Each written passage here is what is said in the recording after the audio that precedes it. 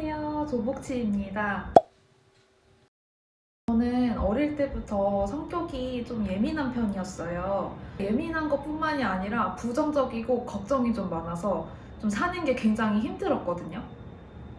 그래서 어릴 때는 이 성격을 아예 뜯어 고치기 위해서 노력을 많이 했어요. 예민하지 않은 척, 털털한 척 막 그렇게 살아보기도 했거든요. 근데 그렇다고 해서 성격이 바뀌었냐 하면 그건 절대 아니었고요.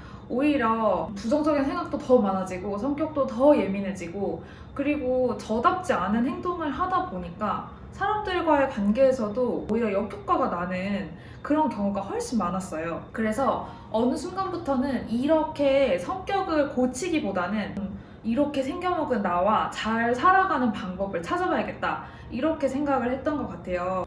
그래서 제가 몇 년 전부터는 예민한 나와 살아가기 위한 방법들을 이제 하나씩 시도를 해보고 있거든요. 오늘은 제가 시도를 해보고 효과가 제일 좋았던 방법들을 소개를 하려고 해요. 첫 번째는 하루 일과 중에 나를 위한 이렇게 루틴을 딱 만들어 놓는 거예요. 우리는 좀 예민하기 때문에 다른 사람들에 비해서 환경의 영향을 더 많이 받아요. 나를 둘러싼 환경을 좀 긍정적으로 조성을 하는 게 굉장히 중요합니다. 저를 예시로 이제 들자면 아침, 점심, 저녁 이렇게 루틴을 이렇게 짜놓는데 아침에는 좀 따뜻한 차를 마시면서 멍 때리는 시간을 가지거든요. 그러면 전날에 혹시 안 좋은 일이 있었더라도 그걸 다 잊어버리고 하루를 시작할 수 있는 그런 힘이 생기더라고요. 점심시간에는 왜 점심을 먹고 나면은 양치하는 시간이 있잖아요. 그래서 그 양치를 하면서 핸드폰으로 돈을 보내요. 그래서 어디로 보내냐? 제 통장으로 보냅니다. 그냥 100원이든 500원이든 그냥 그날 자금 사정에 따라 달라지는데 돈을 그렇게 보내면 나를 위한 소비를 하는 것 같은 느낌이 들어요. 그래서 돈 모아서 맛있는 거 먹으러 가야지 이런 생각을 하면서 기분이 또 금방 좋아져서 오후를 이제 활기차게 시작을 할 수 있게 됩니다. 그리고 저녁에는 집에 와서 이제 자기 전에 얼굴 크림 그 유통기한 지난 것들 있잖아요. 그런 걸로 발 마사지를 꼭 해줘요. 그러면 다리 붓기에도 되게 좋지만 발 마사지 하는 것 자체만으로도 기분이 엄청 좋아지거든요. 한 번에 이 모든 루틴을 다 만든다기보다는 하나하나 시도를 해보면서 내 일상에 이제 녹아들게 하다 보면 기분이 좀 안 좋은 일이 있어도 기분 좋은 일이 자연스럽게 찾아오는 하루를 만들 수가 있어요. 두 번째는 자기 전에 부정적인 감정을 글로 써보는 거예요.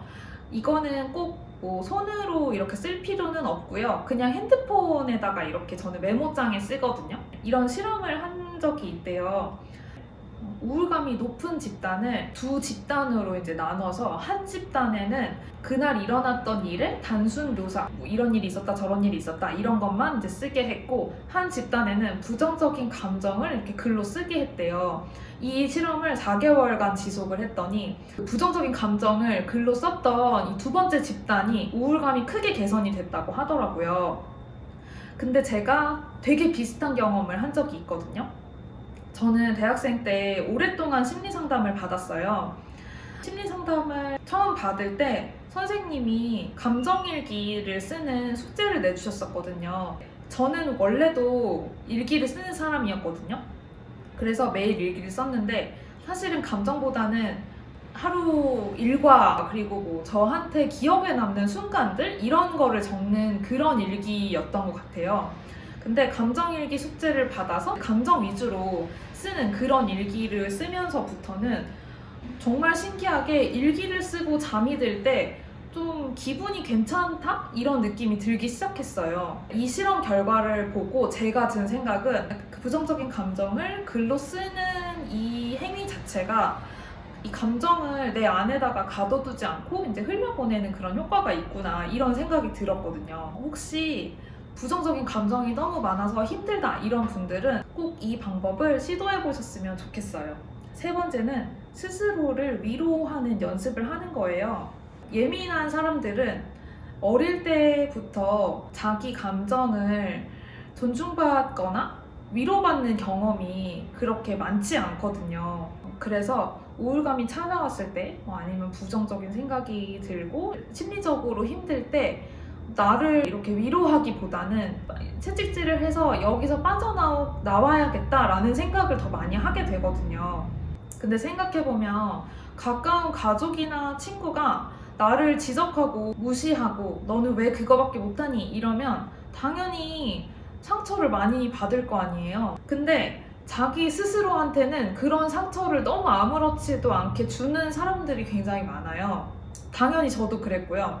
스스로를 자책할 그 타이밍에 자책을 하지 않고 위로를 해주는 연습을 하다 보면 이 부정적인 감정이 들었다가도 금방 이거에서 빠져나올 힘을 갖게 되거든요. 두 번째 방법인 부정적인 감정 글쓰기 직후에 바로 스스로를 위로하는 연습을 이렇게 세트처럼 만들어 놓으면 부정적인 감정이 들었을 때 스스로를 위로해주는 그런 게 습관처럼 이렇게 바뀌더라고요. 제가 오늘 말씀드린 방법 3가지 정리를 해볼게요. 첫 번째는 나를 기분 좋게 만드는 루틴 만들기, 그리고 두 번째는 부정적인 감정 글로 쓰기, 세 번째는 나를 위로하기. 오늘은 이렇게 3가지를 말씀드렸는데요. 이 방법들이 한 번에 쉽게 되지는 않아요. 저도 아직 완벽하게 한다라기보다는 계속해서 연습해가고 있는 과정이고, 경험이 쌓이면 쌓일수록 조금 더 편해지고 잘 되는 것들이니까 꼭 한 번씩 시도를 해보셨으면 좋겠어요. 저는 이런 방법들을 실천을 하면서 예전보다 실제로 부정적인 감정을 훨씬 덜 느끼기도 하지만, 부정적인 감정을 느꼈을 때 그 감정에서 빠져나오는 시간이 훨씬 짧아졌어요. 저는 아직도 예민한 사람이지만 하루하루가 굉장히 즐겁고 행복한 날들이 훨씬 더 많아졌거든요. 저처럼 예민하고 생각이 많아서 힘든 분들이 오늘 영상을 통해서 조금은 마음이 편해지는 계기가 됐으면 좋겠고요. 오늘 영상이 도움이 되셨다면 구독, 좋아요, 알림 설정 부탁드립니다. 오늘 영상 시청해주셔서 정말 감사하고요. 소복치는 다음 영상으로 돌아올게요. 안녕!